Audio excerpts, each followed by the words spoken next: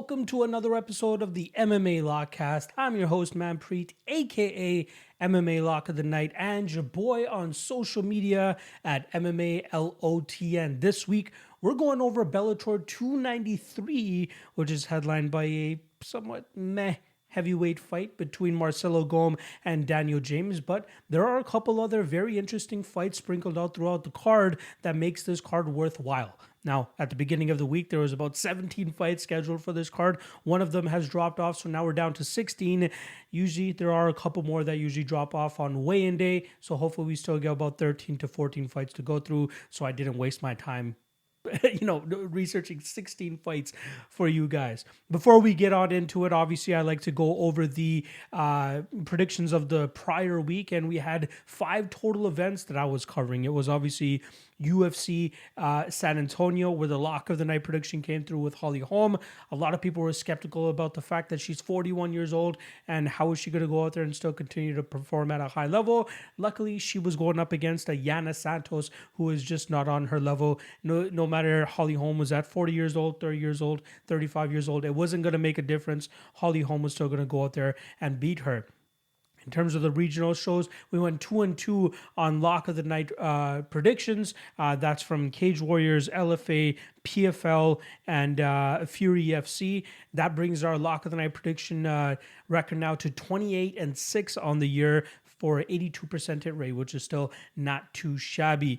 For the Dog of the Night predictions, the UFC San Antonio one came through with Lucas Alexander going out there and pitching pretty much a perfect game against Steven Peterson. Showcased that he was the superior striker, way more lethal with his strikes, and obviously a very big speed advantage, which helped him out a lot in that fight as well. Very surprised that he was the underdog in that matchup, but I think a lot of it had to do with the recency bias, considering that Lucas Alexander got quickly finished by Joe Anderson Brito in a fight that he took on short notice against Joe Anderson Brito, like I said. So we have to take advantage of those opportunities that we get, and that's exactly what we did. In terms of the regional shows, we went 3-1 on Dog of the Night predictions, and we had some pretty good underdogs there in Cornelia Holm on the PFL. Not to mention, it wasn't an official Dog of the Night prediction, but a plus 310 on Abdullah Urami. I can't recall the guy's name, but plus 310. It was a light heavyweight matchup. Everybody was writing the guy off because his opponent had all these crazy quick finishes, and I think it was the lack of tape available on Abdullah that people were fading him because of, and that's not the reason you should be fading somebody. You got to give them the benefit of the doubt that they're willing to go in there and scrap. And luckily, from the tape I was able to find on Abdullah, it was enough to make me believe that he was worth a shot at plus 310. Obviously, the under was probably the best way to go and guaranteed violence in that matchup, but we were happy to hit that plus 310 as well. That brings our Dog of the Night record, or Dog of the Night prediction record for the year, to 18-16. Obviously, not going to be as good as the Lock of the Night prediction record, but if we can continue to hit a good majority of these Dog of the Night plays, still going to end up on top, considering the underdog money that you get on them. Before getting into the Bellator breakdowns, I want to quickly plug a couple of things. The first of which is the newest addition that I have to my Lock of the Night venture, and that is the YouTube membership feature. And the big thing that I have going on for it is going to be the early odds analysis videos that I'm going to be dropping every Tuesday of Fight Week. Now, this video will be going over the following week's UFC event from a pre-tape perspective. So, this past Tuesday, I dropped my thoughts and brief predictions for UFC 287. So if you want to check that out, it'll be linked in the top comment, the pinned comment below. Just click that link and you'll have access to the video. Obviously, it comes with the YouTube membership. Something else that we'll be releasing with the YouTube membership is a members-only live stream, which I'll be starting once we get a good group of guys together first, so that I can decide what time is best to do that weekly live stream so that everybody can take part and participate in as well. But as of right now, the main thing that's going to be on there is the early odds analysis. So again, it will always be for the following week's UFC event. So for example, next week during UFC 287 fight week on the Tuesday, I'll be dropping an early odds analysis for UFC Kansas City, which goes down April 15th. So nice and early. Like, there is no exaggerating on the early part of the early odds analysis in the title. So make sure you guys check that out. And then obviously we don't just have Bellator this weekend. We have PFL and 2 CFFC events. I won't be making videos for those other 3 cards, but you can find the best predictions for all of those fights, every single fight on those 3 cards on the Patreon. Link in the description below. A ton of happy customers on there because they don't just get the UFC and Bellator, they get those major regional promotions as well, which seems to be every single week. And I'm breaking down 20, 30, 40 fights a week, it seems at this point, but I'm enjoying it. And it seems like everybody on the Patreon as well. Again, check the link in the description below. And then for the YouTube membership as well, you can hit the join button just right below the video, and you guys can get access to that early odds analysis for UFC 287. Gotta say, there's 4 particular underdogs that I feel really good about, and you'll see which ones I'm talking about if you check out that video. All right, let's stop, plug in these things. I know you guys hate that part of the show, but I got to do it. And I truly appreciate everybody that goes the extra mile to try to support your boy in those avenues. All right, let's get into these Bellator 293 breakdowns. The first of which is going to be between Maria Henderson, yes, Benson Henderson's wife. This fight takes place in the strawweight division. She's going up against the pro debutante Mackenzie Stiller. Now, this is a fight where I thought that we were going to get a layup for Maria Henderson to notch her. I believe it's going to be her 3rd professional victory.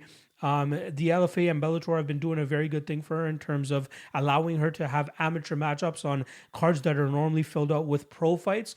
And obviously, it probably has to do with the fact that she's connected with Benson Henderson, but she's batted pretty cleanly over the last 4 to 5 fights where she's gone undefeated. She's a brown belt in Brazilian Jiu-Jitsu. Her striking is not too bad. It's obviously developing still. She's very early in her MMA career, as she only had her first amateur fight back in 2021.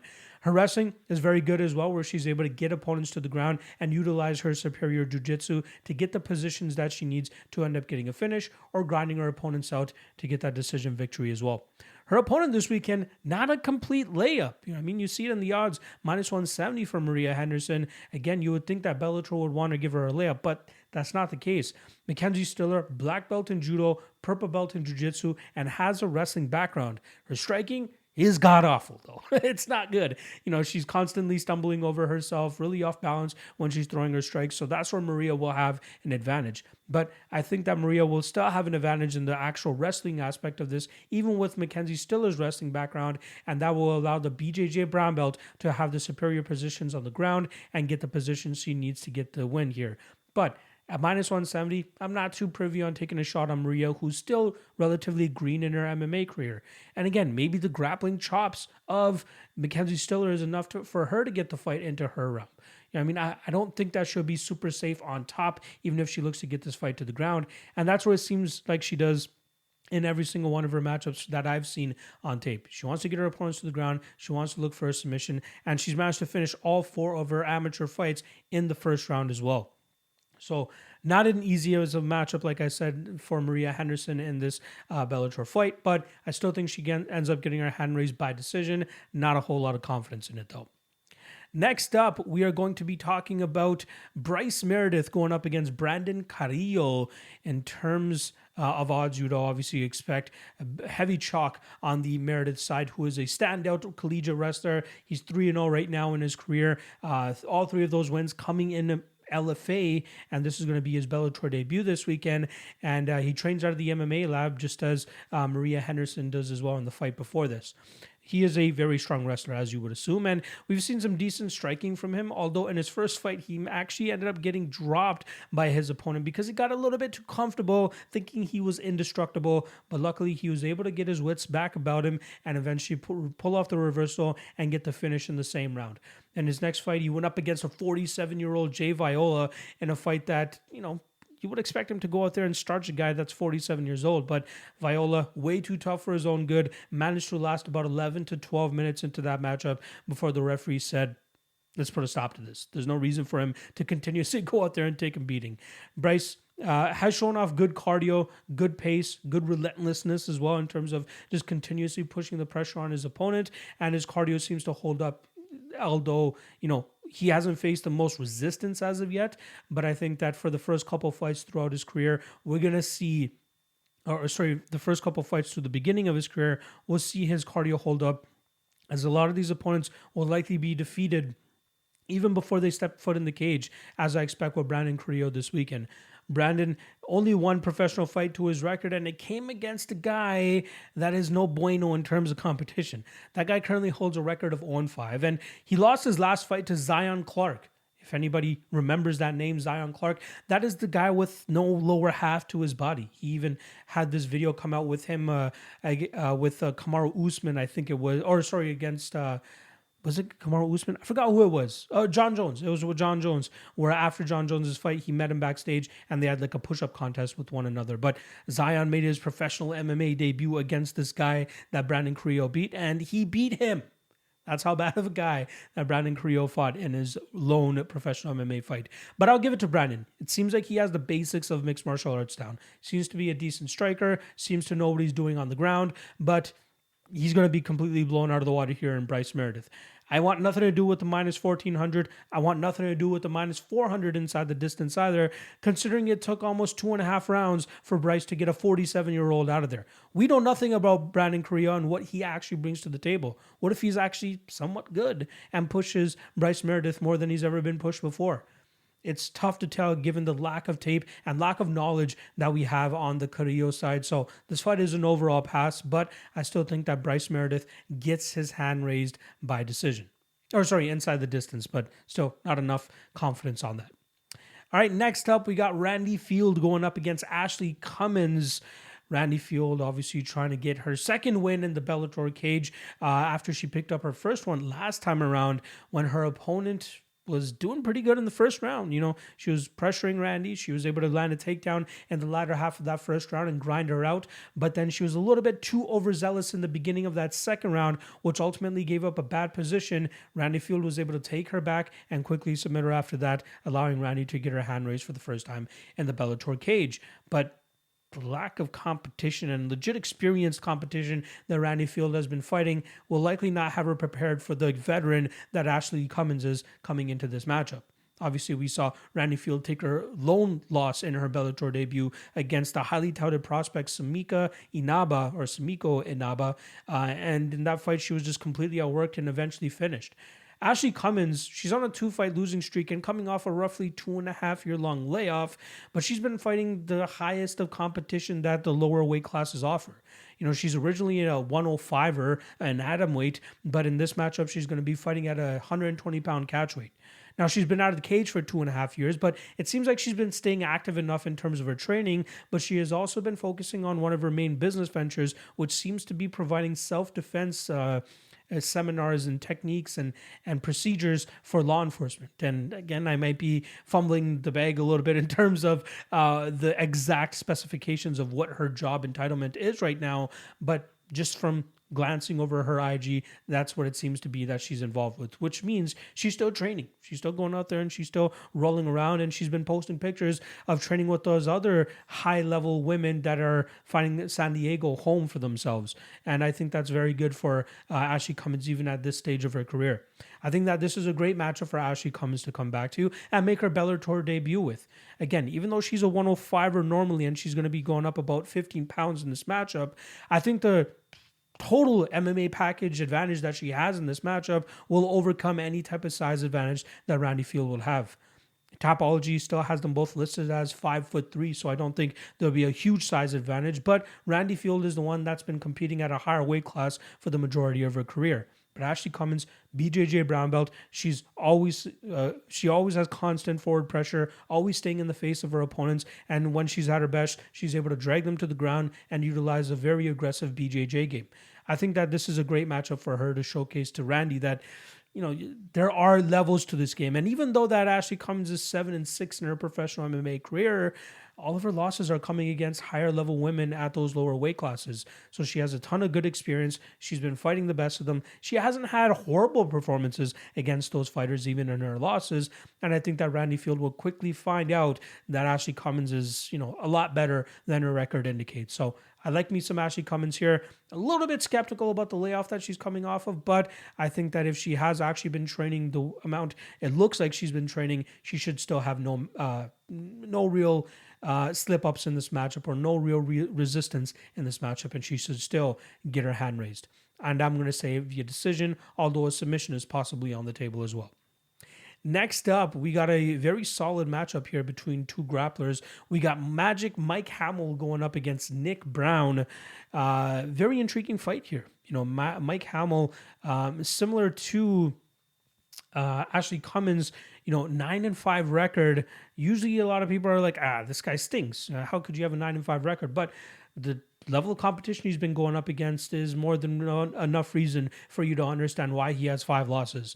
His last 2 losses came to Usman Nurmagomedov, who is currently the Bellator lightweight champion, and Adam Borics, another very high-level fighter in that Bellator lightweight division.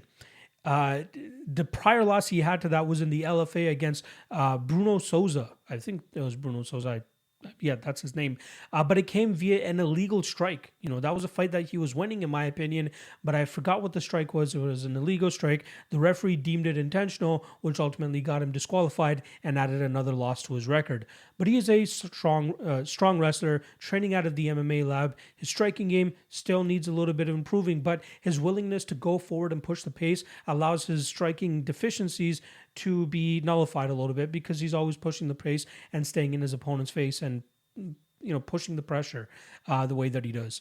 Although I'm not totally sold on his ability to hold opponents down with his wrestling pressure. Opponents have been able to work back to their feet and dish out even more significant damage, which ultimately nullifies any type of grappling success that he normally has.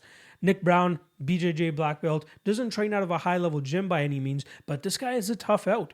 I believe he has a 11-2 record or 11-1 record. Very good fighter, a former LFA champion before making his jump to the Bellator scene. His last loss, obviously, coming to Islam Mamedov, very high-level fighter there, but he was having his own success in that matchup. He even defeated top prospect Mandel Nallo the fight before that via ground and pound after dropping him with a big shot. But he has solid striking. He has very good wrestling as well and very good grappling. And I think that this is a matchup that he can stay very competitive with Mike Hamel in the grappling realm. But then on the feet, I think he'll be the one landing the better, more significant strikes and landing more damage that the judges will likely end up seeing in his favor. So I do lean the Nick Browne side here as a slight underdog, not with a whole lot of confidence, because I'm still wondering, is Mike Hamel's wrestling that much better than Nick Browne's? I don't think it is. And I think that Nick Browne's BJJ black belt will allow him to keep this fight relatively in a safe position, or at least reverse position, or get back to his feet so that he can get back to his handiwork, which in my opinion is better than what Mike Hamel brings to the table. Both guys, solid cardio. Like I said, I expect this fight to play out relatively close the entire time, but I think that Nick Browne is going to be the one that ultimately gets his hand raised by putting together a better body of work. All right, next up, we got Christian Edwards going up against Rakeem Cleveland.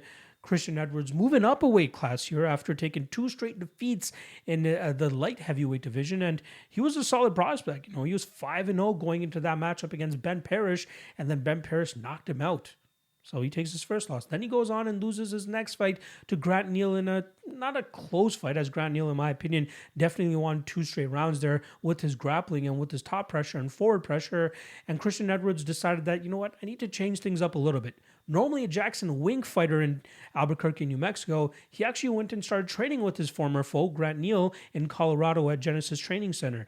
He's been splitting time between those 2 camps, Jackson Wink and Genesis, but it's been a good look for him to go out there and get those different looks, get that a different pace, get some different advice and different bodies to work with, and I'm curious to see how that's going to help him in the development of his career. He only has 7 professional fights under his record, and I think that he's still at that stage where you can mold him to be a much better fighter. At his best, he's able to implement his grappling where he uses his size to bully his opponents in the clinch, eventually drag them to the ground, and then do some good work from on top. He's a decent striker, but he only chooses to strike when, 1, it looks like your gas tank is running on empty, or his opponent's gas tank is running on empty, or 2, he feels comfortable enough that he knows that he has a striking advantage over you. Now, Rakeem Cleveland, this guy is a veteran of the game, right? 35 plus professional fights. I think this is going to be his 40th. I could be off on that, but he has a ton of experience under his belt. fought all over the regional scene, fought in the PFL, fought all levels of competition. In Bellator thus far, he's 0-2 though, getting finished in the first round of both of his fights. And I think that's an unfortunate look, because I think he is better than what that record indicates. At least given the amount of experience that he's been able to accrue, it's been allowing him to be better than people are expecting him to be. Now, he's going to have a huge experience advantage here over Christian Edwards, and that could make him dangerous, which is why I'm not so hot on the Christian Edwards heavy chalk in this matchup. I think Rakeem Cleveland has good enough striking to potentially catch Christian Edwards off guard here and maybe even land a big punch, maybe knock him down, maybe even knock him out. But I'm expecting Christian Edwards to go with what got him to the dance in the first place. And that's going to be his wrestling. I think that he'll be able to have success pushing Rakeem up against the cage, eventually dragging him to the ground and grinding him out from on top. The sneaky spot that I'm looking at in this matchup is the over 1.5, which currently sits at plus money. And I think the reasoning for that is the fact that Rakeem has been finished relatively quickly in his last 2 matchups. But I think given the style that Edwards will likely bring into this fight so that he can finally get back into the win column, he'll be looking to grind this out, and that will likely take us into the third round where Christian might be able to get a finish, but at least we should be able to cash the over 1.5 round mark. Plus 120, plus 130. I think that's a good enough spot to take a shot. But I do think that Christian ends up reversing his fortune here, getting back into the win column. I just can't get behind that big minus money price tag that he currently has. Next up, we got Pam Sorenson going up against Sarah Collins. Sarah Collins, a 3-0 undefeated prospect out of Australia, training under the likes of former UFC fighter Daniel Kelly. Obviously, Daniel Kelly, high-level judoka, and that's exactly what Sarah Collins brings to the table. She's a judoka in her own right, black belt there as well, but very raw and green in her game still. And I don't think that's a good look for her, especially coming into this matchup against a veteran like Pam Sorenson. Pam on a bit of a rough stretch as of right now, and she's gotten beaten in pretty much both aspects of mixed martial arts in her last 2 fights. Arlene Blencow was able to outstrike her and nullify any type of takedowns that Pam was trying to engage in. And then Kat Zingano absolutely put her through the ringer with the grappling realm and her wrestling, and Pam was unable to do anything in that matchup. But Pam is a decent all-around fighter, right? Just about average at everything. And she has a tremendous amount of experience throughout her women's mixed martial arts career to make her very live in this matchup to go out there and pull off the win and derail, well, there's not much of a hype train on the Sarah Collins side, let's be honest. But, put a halt to the momentum that this prospect currently has. Pam, again, she's not great at anything, but she's decent at everything. She puts good forward pressure. Even when she's not landing a lot of shots, just her forward pressure and output makes it look good enough for the judges that they'll probably score it in her favor, just as she did in her lone Bellator win against Roberta Samad, I believe the chick's name was. But that's how Sorenson wins. She either keeps that pressure on you with her striking or is able to drag fights to the ground and grind you out from on top. And I think she can take both of those approaches here against Sarah Collins. I wouldn't count it out at all that Sarah Collins is able to land a judo throw on her and then just spend some time on top where Pam is unable to get from on top. But I'm not the most impressed with Sarah's top control, nor am I impressed with her cardio. And given the amount of resistance she's going to face in this matchup against the most experienced opponent she's ever gone up against, I think it's not going to work out too well for her. The most experienced opponent that Sarah Collins has fought was somebody that was 2-0. You're talking about Pam Sorenson, who has 14, 15 fights under her belt and has fought all levels of competition in the past. So this should be a walk in the park for her. But again, she's very average of a fighter. So it wouldn't surprise me if the raw 3-0 fighter is able to get some positions, ride out some top time, and win a decision in her own right. But I'm going to go with the more experienced fighter here. I'm going to go with Pam Sorenson. I think she wins this fight, but I wish I had more confidence in it, but I just don't. Sarah Collins is very raw, but Pam Sorenson is very average. Take what you want from that breakdown, but I think Pam Sorenson wins by decision. Next up, I'm very excited about this matchup, and I think it's the funnest matchup in terms of prospects that we have on this card going up against each other. We got Lance Gibson Jr. going up against Vladimir Tokov, and you got Tokov as a 2-1 favorite here, as you would expect from the Russian, but I think it makes sense. Lance Gibson, he's been undefeated throughout his career so far, and Bellator has done a very good job in terms of slowly bringing him up through the ranks, obviously giving him that preferential treatment, being the son of Lance Gibson and being the stepson of their former featherweight champion, Julia Budd, but he seems to have grown at a solid enough rate. His striking looks good, his BJJ looks great, but the weakest part of his game is the strength of Vladimir Tokov, which is the takedown defense. We've seen a number of opponents take Lance Gibson down, and luckily for him, he was one much younger and more athletic than his opponents, like he was against Dominic Clark last time, where he threw up a triangle choke and got that to get his win. Or his cardio was much better than his opponent, and his striking was much better than his opponent, that he was able to ride out the first round by just laying on his back and allowing his opponent to have success. I believe the kid's name was Raymond Pena. But then in the second round, Lance started putting his punches together. Raymond started to get discouraged. And then eventually Lance Gibson was able to knock him out in that second round. Vladimir Tokov is going to be much harder to, one, submit off of your back, and two, beat him on the feet to eventually knock him out. I think Vladimir will more than likely always be able to secure takedowns in this fight. I'm a little bit skeptical in his ability to stay out of submissions, but I don't think that Lance Gibson is as active nor as aggressive off of his back as J.J. Wilson is, who was the last guy to defeat Vladimir Tokov. So I think that we'll see Tokov accrue a bunch of that control time on top. I think even he'll have his own success on the feet, although I'll still give the edge to Gibson on the striking realm. I still think that Tokov can land enough takedowns, land enough damage on the feet, and land enough damage on top that the judges will eventually see it in his favor. His money line is the same as the over 2.5 in this matchup. So I think even just taking the over 2.5 could be safer in case Gibson is the one getting off on better damage and still wins this fight by decision. So at least you're not getting caught by taking the Tokov money line, whereas this fight likely ends up going the distance. I think it's Tokov that gets his hand raised, but I think it's more likely that this fight goes over 2.5 and cashes out minus 200 rather than going over 2.5 and cashing as Tokov as the minus 210 favorite, because Gibson could get off on more damage and potentially get his hand raised as well. But I'm going to go with the Russian, and the Canadian in me hurts. Is hurting that I'm saying that, as I'm hoping that Gibson is able to pull this one off, because we really need some Canadian prospects on one of the major MMA organizations. But I think that Tokov grinds this one out and wins via decision. All right, next up, we got another hot Bellator prospect on tap here, and Lucas Brennan when he takes on Josh San Diego. Brennan slowly taking that rise up the Bellator ranks, as you would expect from the prospects that that Bellator likes to groom.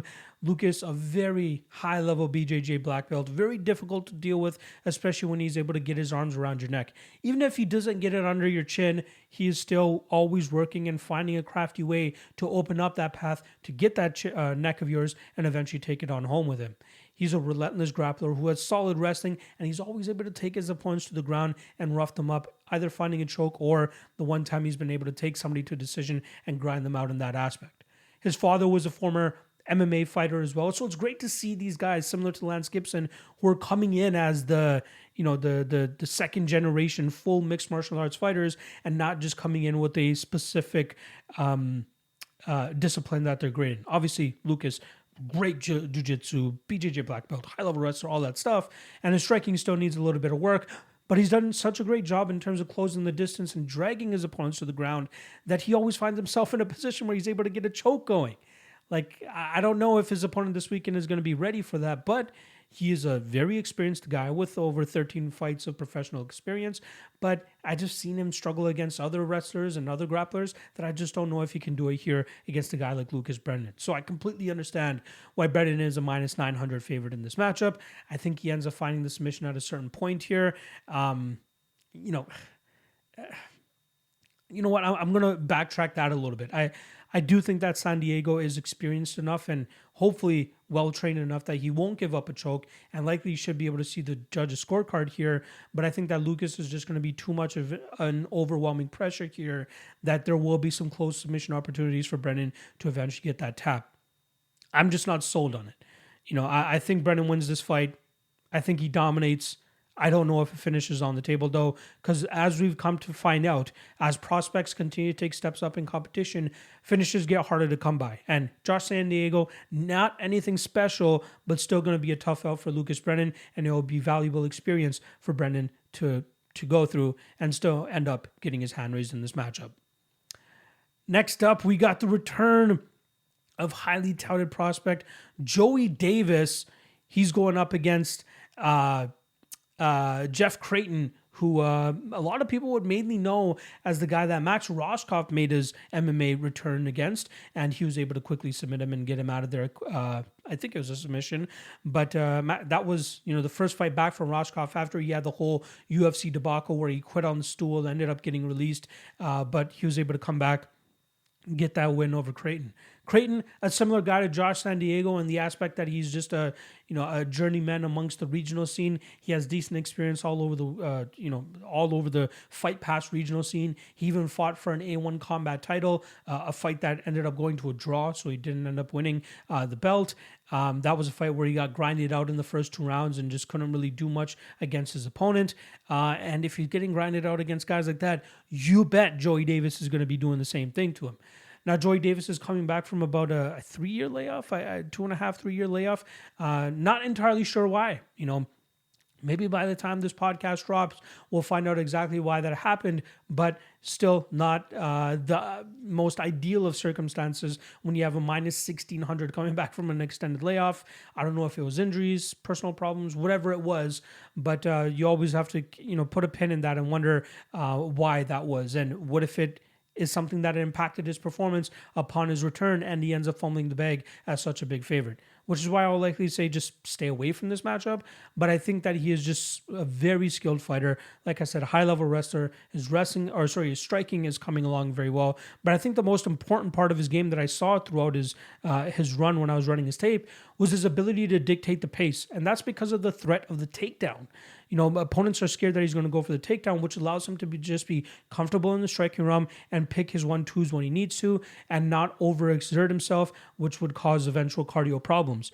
But just his ability to dictate the pace has allowed him to go out there and fight 15 minutes if he's needed to. But I expect him to go out there and still give us a great performance. I expect him to win, possibly inside the distance. Creighton, nothing spectacular.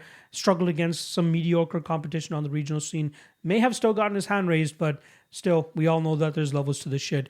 And Joey Davis is another level, especially if he picks up where he left off. So look out for Joey Davis to come back with an emphatic return. I'd say this next matchup is the one that I'm second most looking forward to after Gibson and Tokov, as we have another 2 undefeated, highly touted prospects. Archie Colgan going up against Justin Montalvo. Now, Archie Colgan, a high-level wrestler in his own right, but his striking is starting to shine through as well. He uses his explosiveness, timing, and speed to land big shots on his opponents, drop them to the mat, and finish them off with ground and pound. But when he wants to, he can use his grappling approach very effectively, taking his opponents to the ground, grinding them out, and then eventually finding that position required to get that finish as well. He's been training with high-level guys throughout his career, such as Kamaru Usman, Justin Gaethje, even Gabi Garcia has been in there, but he trains out of that Colorado scene where he's been getting high-level coaching and training this entire time. He's one of my favorite prospects that Bellator currently has, not just because of his wrestling, but the development in his striking game, which just makes him a much more difficult opponent for many fighters to deal with. And his cardio looks to be very much on point as well. He's going up against Justin Montalvo, who's 5-0, training out of the Cerro Longo camp on the East Coast, and this guy shows a tremendous striking game, specifically with his body work. He's able to utilize his boxing combinations and hurt his opponents to the body over and over again, either crumpling them with a liver shot or just breaking them and rending them or just muzzling them, where his opponents just are scared to throw anything in return. My concerns comes with when he starts fighting higher levels of competition, which is what he's going to be doing this weekend. We've seen him struggle against grapple-heavy fighters in the past, but those fighters have, 1, either ran out of gas, 2, are just not that good, and then 3, they end up crumpling and he's able to take advantage and eventually finish them. I don't know if he's going to have that benefit here against Archie Colgan, who's going to stay in his face the entire time. And we've seen where moments where Justin Montalvo is dealing with guys that put a output-heavy approach on him, a volume-heavy approach. He kind of freezes up and he doesn't throw as much output, which will obviously not look good in the judge's eyes if the fight does end up reaching the scorecards. But I know that constant pressure, the takedown threat, the big punches, the speed advantage that Archie is going to have here will more than likely have him ahead in this matchup and eventually put together a great body of work to eventually win this fight by decision. Justin might have some success in this matchup, but I think the constant takedown pressure and that speed and that power that Archie will continuously land on him will start to deter and deteriorate the motivation of Justin Montalvo, which will allow Archie to just fully take over this matchup, winning this fight. I'm going to say by decision, but this could be a chaotic matchup where Justin might end up slipping up and Archie lands a big enough shot to put him out in this fight. But very, very high-level matchup that I'm very much looking forward to here. Next up, we got Adam Piccolotti going up against Mandel Nallo. Very fun fight here, especially for the Mandel Nallo side, who's really looking to, find his footing in the Bellator cage. He's had a pretty up and down career thus far through his first couple fights, but when he is on, you see the potential that everybody sees in him and why he's so highly touted of a prospect. And a lot of people were thinking that he would be the next best thing out of Canada. But there have been a couple slip-ups that he's had throughout his career, right? The Achilles Mota fight, which I thought he was doing pretty well until Achilles decided to attack that lead leg of him at the beginning of the third round, and that ended up messing up the lead leg of Nallo, and that was stopped due to leg kicks. Very weird fight because Achilles wasn't really targeting it throughout the matchup. It just started in the third round, and that's where he was able to take advantage. And then in the next one, Mandel Nallo end up getting dropped by Nick Browne and finishing that matchup. But you see him at his best when he's able to just stay at distance, pick opponent apart from distance, and then snipe them with that big shot and put them down. He showed it off in his last fight against Bryce Logan, where he knocked him out in just over 60 seconds. He's a high-level striker who does very good in terms of maintaining his distance, using his front kick up the middle to keep his opponents at bay, and then come down with that right or that left to snipe his opponents and put them down. His grappling game still needs a little bit of work, although defensively speaking, because he's a BJJ black belt under Firas Zahabi, but at times he could get stuck on his back by certain opponents. But I haven't seen legitimate enough tape to think that that's going to be the bane of his existence in the Bellator cage, right? Adam Piccolotti, BJJ black belt, all of his fights pretty much taking in the grappling realm. So if Piccolotti is going to have success in this fight, it's going to be with trying to take Nallo to the ground and beat him up there. But I haven't seen enough relevant recent tape on Piccolotti in the striking realm to know that he'll be able to deal with the striking of Nallo. So I'm going to say that Nallo does a good enough job of keeping Piccolotti at bay, sniping him from distance, keeping him on the outside, and then obviously seeing the telegraph takedowns that are coming his way, getting out of the way, making him pay with the counter of his own, maybe a knee up the middle, maybe a kick, whatever it might be, maybe an uppercut. But I think that Nallo will do a good enough job in terms of controlling this fight in the striking realm and then eventually finding that finish. I think the best way of approaching this fight, though, is going to be the fight doesn't go to decision. I think both guys have finishing opportunities, whether it's Piccolotti with his threatening submission game or Nallo with his threatening striking game. I'm going to go with the Canadian here, though, as I think that Nallo is a much better overall fighter. And even though he might not have as much high-level experience as Piccolotti has, I think it's just a matter of time before Nallo continues to fight the higher level that Bellator has to offer and continue to prove himself. So I'm going to go Mandel Nallo by knockout, but fight doesn't go to decision. Probably the best way to attack this matchup. Next up, we got a solid, I believe it is a light heavyweight fight, between undefeated prospect, 5-0 prospect, Sullivan Cauley going up against 6-1 British prospect, Luke Traynor. Now, Sullivan Cauley, training out of Arizona, actually got in a couple rounds with Paulo Costa during this camp. I wouldn't say a high-level wrestler because his wrestling record actually shows 8-15. Not the greatest, but he's managed to make it work for him thus far in his professional MMA career. He usually is successful with taking his opponents to the ground and using his high-level or his dangerous ground and pound to posture up and land some big strikes to get his opponents out of there, finishing all of his opponents pretty much in that first round. But you have seen him slip up on the amateur scene where guys like Billy Alicana and I can't recall this other fellow's name, but you see fighters that don't succumb to that early wrestling and ground and pound pressure. They're able to push fights late and they're able to have success in that realm.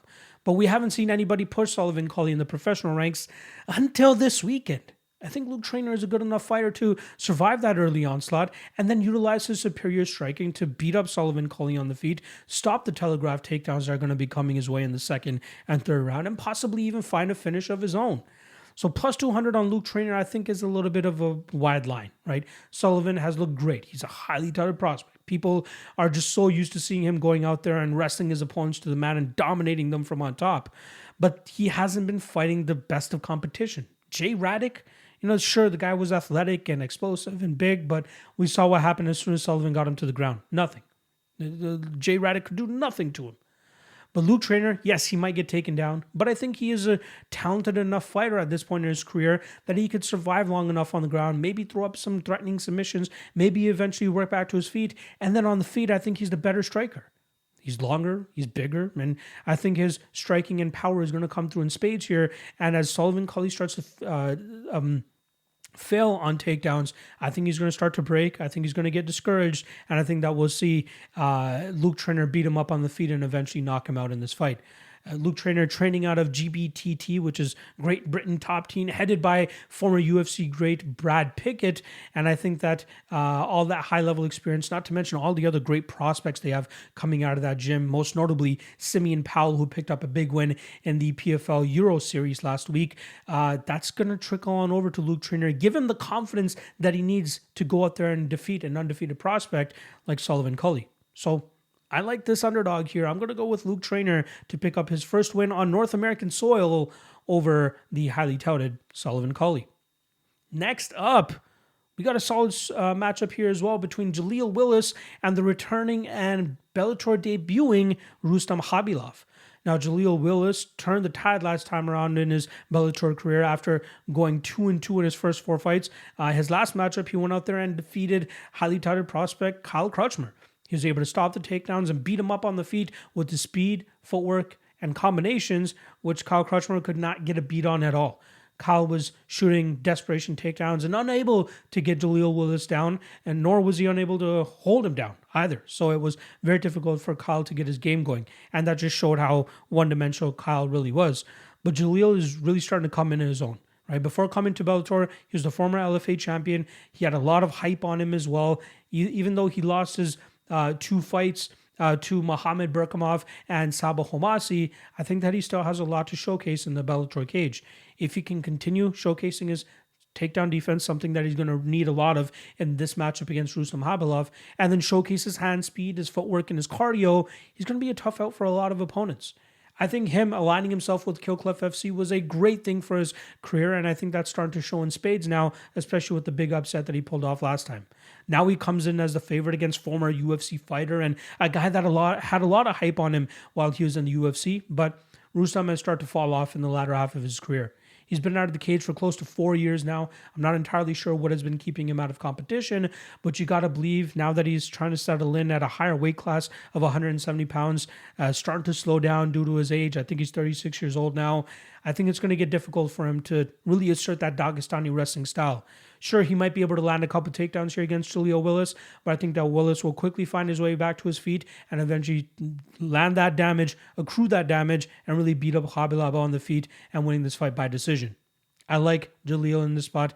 Again, I don't want to get too ahead of myself because we know how quickly the pendulum swings with the betting public on guys where, they're just big underdogs in their last fight. Then they become favorites in the next fight, and then they end up fumbling the bag. But I think that Jaleel Willis has showcased a good enough overall game throughout his career to go out there and get a win over a somewhat of a big name amongst the diehards in Rustam Khabilov. So official prediction, I'm going to go Jaleel Willis by decision. Next up, we got a passing of the torch fight, if I can call it correctly here. We got former Bellator title challenger John Salter going up against rising prospect Aaron Jeffery. Now, Aaron Jeffery has made a complete statement in his first 2 Bellator matchups, the first of which he finished Fabio Aguirre, or Aguiar, I should say. And then his next matchup, absolutely destroying Austin Vanderford in just over a minute of the fight. Before that, Aaron Jeffery was known as a somewhat boring fighter, a guy that would be a menace in the clinch. That's what I like to call, he's the clinch menace is what I like to call him because he does such good work in there. His awareness in the clinch and where his underhooks are, his overhooks are, what he needs to do to reverse his opponent up against the cage and just land some dirty boxing, some knees, staying active enough in that to continue to make his opponent work so that he can eventually break them later on in the matchup and possibly even finish them. his cardio is off the chain. And, he trains out of the Southern Ontario region where I'm familiar with a couple of his training partners, and I've heard nothing but great stories about this guy. He did some decent work in that Kyle Bahayo fight, but it was Bahayo's damage that he was able to land in that fight with the superior striking that allowed Bahayo to win that fight. But Jeffery was close in that fight, and then he bounced back by defending his CFFC title in the next fight, and then eventually got that call up to Bellator and has looked damn good since. And now he finds himself a year later since that Contender Series fight, or just over a year later, if I'm not mistaken, maybe a fight or two away from a title shot of his own in Bellator. He's a very good fighter. He's beaten guys like Andre Petrosky in the past, where he showcased that his grappling defense can be very high level, and then he can go out there and break and finish his opponents later on. That's exactly what I think he's going to do here against the aging John Salter. John, I don't want to write him off by any means, because his last two losses have come in a title fight against Gegard Mousasi, and then in a pretty much number one contender fight against now middleweight champion Johnny Eblen. But I still think he's on his way out. I think the age is starting to catch up with him. His early finishing style is not translating as much as it did earlier in his career. This was a guy that made a living off of finishing guys early in fights, so that his cardio issues could not come and, give him losses. But that's what's happening at this point in his career. Aaron Jeffery is a good enough defensive grappler here to deal with that early onslaught that's going to be coming from John Salter. I think that Jeffery will force him to work, and then he could probably finish him in the second or third round of this matchup. I think Jeffery is probably the safest spot on this card at that minus 400 range. Again, very chalky, but I think he's one of the safer parlay pieces this weekend. I really like him in this spot. I think he's even worth the chalk straight up, if I'm being honest. I think he works John Salter here and eventually finishes him in that second or third round. Co-main event time. We got former UFC title challenger Kat Zingano looking to make it 4-0 in the Bellator cage. She's going up against Leah McCourt, who's trying to find her own footing as well. Kat Zingano, big favorite in this matchup, and both women usually fight with the same approach. They want to go out there and grapple their opponent. But unfortunately for Leah McCourt, Kat Zingano has been competing at a completely different level, having way more success against better opponents, and I just don't think that Leah McCourt is up to snuff here. We've seen Leah McCourt even get reversed and out-grappled by strikers like Sinead Kavanagh in the past. Not a good look. Now I get it. Leah McCourt has a win over Manoa Fiorot earlier in her career, but we know this version of Manoa Fiorot would absolutely smoke out Leah McCourt without any issue. So I think that we'll see Zingano go to her wrestling. I think she'll be the better grappler. I think she'll be stronger in the clinch. She should be able to drag this fight to the ground and have good work from on top. In the striking, Leah McCourt might have a little bit of an advantage because she seems a little bit more comfortable with throwing her hands. However, Kat Zingano does a great job of staying on the outside, utilizing her kicks from distance, and then finding that proper opportunity to close the distance, change levels, drag the fight to the ground, and then have complete control from on top. Her BJJ black belt will allow her to stay safe from that top position and just grind out Leah McCourt, maybe even finding a submission at a certain point. But I'm going to go with the safer route here. I think Zingano straight up is fine. Parlay piece, she's fine. But I think she ends up grinding this fight out and winning it by decision. And that brings us to our heavyweight main event here. Reminder that Bellator recently, or over the last year or so, has adopted 5-round main events even for non-title fights. So we might get 5 rounds of the sloppy heavyweight fight between Marcelo Golm and Daniel James. Daniel James splashed onto the Bellator scene with a big upset victory over Tyrell Fortune last time around, where he was able to ground and pound him after landing a beautiful uppercut and a Francis Ngannou type uppercut against Tyrell Fortune and pounded him out to win via ground and pound. He's a very experienced heavyweight who has fought in all corners of the world against all levels of competition. So he was more than prepared to make his Bellator debut when he was able to get the call. I think it was his debut. I feel like he has fought in Bellator before, but return, debut, whatever it was. That fight against Tyrell Fortune, he was more than prepared for it, and he showed off why. Marcelo Golm has had some decent work in the Bellator cage since hopping on over there as well, which has earned him this main event slot. He's a very solid all-around heavyweight fighter with good boxing combinations, a decent takedown game, and he moves very well for this higher level that he's been fighting at in the Bellator cage.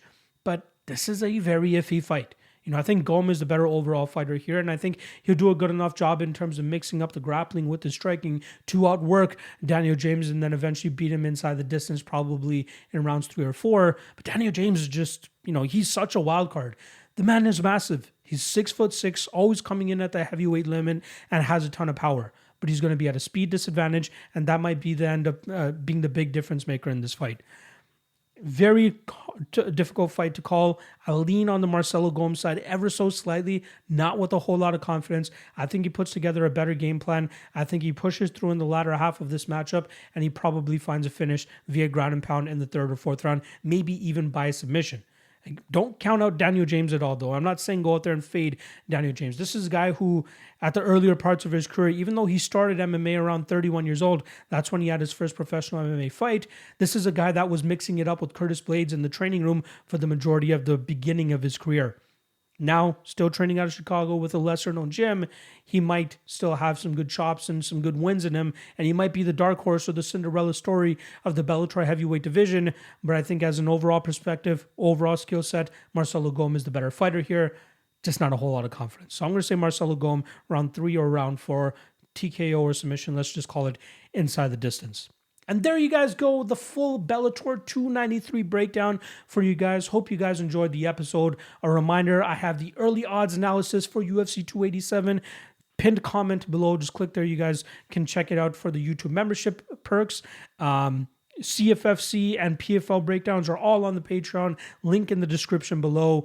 A ton of work this weekend, but I got you guys all covered. And yeah, I'm looking forward to it. I'll be back on Monday for the UFC 287 MMA Lawcast episode. But like I said, if you want the early access to what my thoughts are, Patreon has you covered. That's where I drop my final predictions first before I send it out onto the public in my flagship podcast, the MMA Lawcast. Yeah. All right. Let me stop plugging myself. I just love doing it. I appreciate it. Hit that like and subscribe if you haven't already. And I'll see you guys on Monday. Good luck with all your action this week. Peace.